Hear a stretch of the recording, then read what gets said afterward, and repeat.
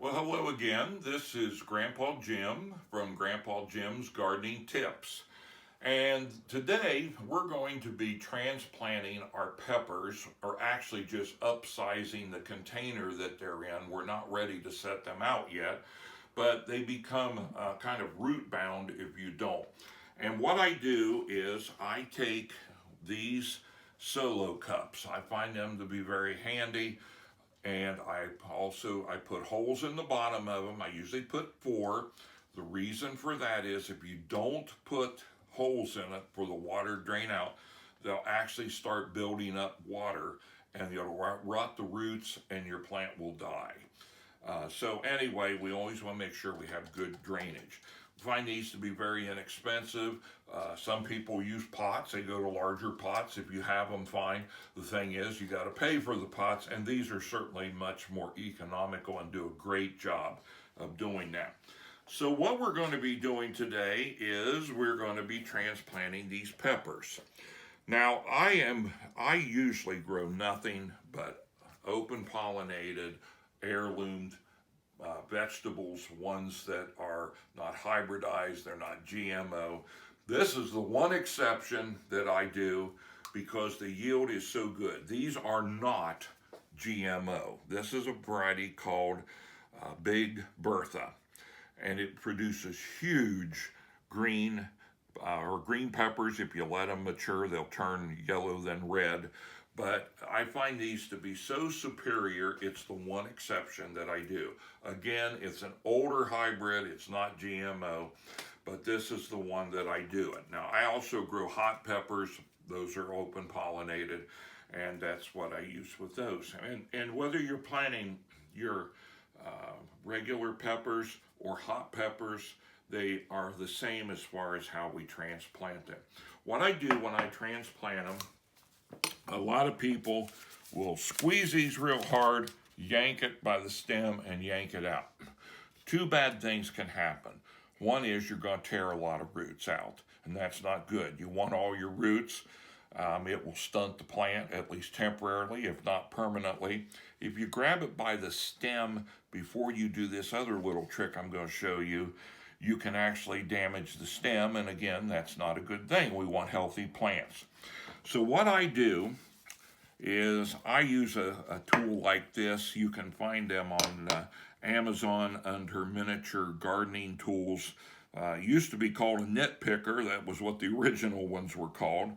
And what we do with those, and again, you don't even need one of these. You can use a popsicle stick, tongue depressor, even a label.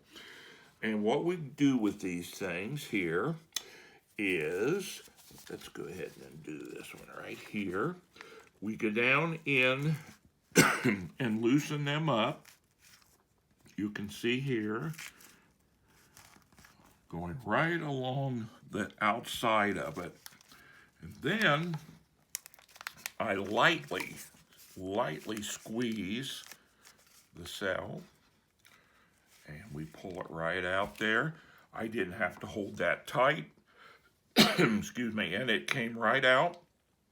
And then we filled the pot partly full, and we set it down here like this, and we fill it up no higher than it already is to the plant from the root ball.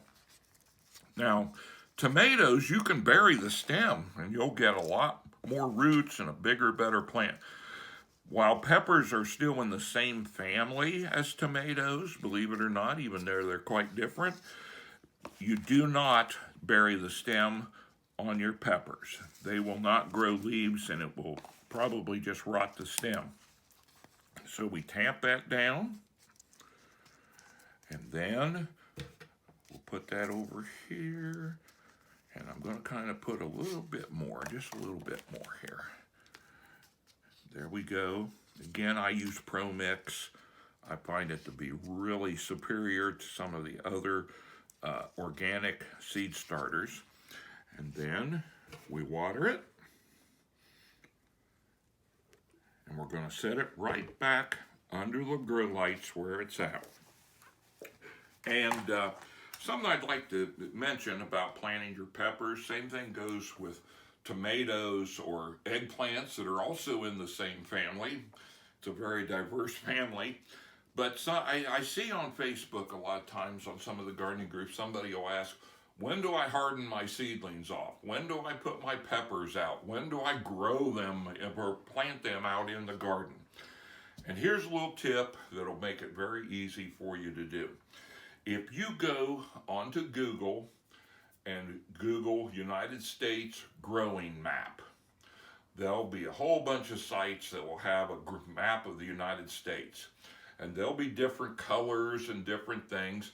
And there's a little chart at the side, or you may have to ask for or go back to Google and for your zone. But the first thing you do is on the map, find your zone. I know they say Virginia, I think's in 7A. So then you can go and look at 7A and ask and check what your last frost date is. Now here in Ohio, our last frost date is May 15th, generally speaking.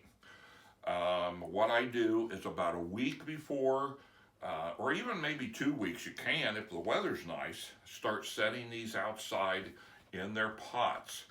I put them in flats so they all can be picked up all at one time. The thing is, if the weather's warm, great. Now here in Ohio, we can have a warm day and a cold night. Not necessarily frost, but it may be chilly. If it's going to be chilly, I bring them in because they're not going to do a thing if they get cold. They're just going to sit there. So if the evenings are 50 degrees or more, by all means, you can leave them outside. But I set them outside in the shade for a day or two. Then I move them to a spot that's got a little bit of sun during the day. And then finally, we move them after a couple more days. We set them out in the full sun. And that's what hardens them up, because right now they're very tender. Sun will burn them, wind will burn them. You want to just kind of go very slow. And then when we hit our planting date of May 15th, which is the last frost-free date, one thing I found in Ohio, that's an average. A lot of times I'll wait an additional week before I put these out, because we have had frost late and we still can have some chilly times. So I give a little 1 week buffer there. You're not going to lose any growing time, because honestly, if it's cold, chilly, they're just going to sit there. They're not going to do anything. So my advice is to wait a few days past your frost-free date. One way you can also check is just check your weather forecast on television, and if they say, hey, we're in for a warm spell the next week, go ahead and plant them out. But be very careful when you plant them out, because if it gets cold or, heaven forbid, a late frost, then you got to go out and try to cover them or do something with them to keep them protected from the frost, and again, they aren't going to grow. So anyway, that's basically how we do our pepper plants. You can do the same thing with your, if you grow eggplants. Tomatoes are a little different, and we have a video about that as well, and you can check with that. And basically, that's it. So, thank you so much for watching this video, Grandpa Jim's Gardening Tips. I encourage you to tell your friends about our group. I encourage you also to, if you have any questions, by all means, send them my way. If you have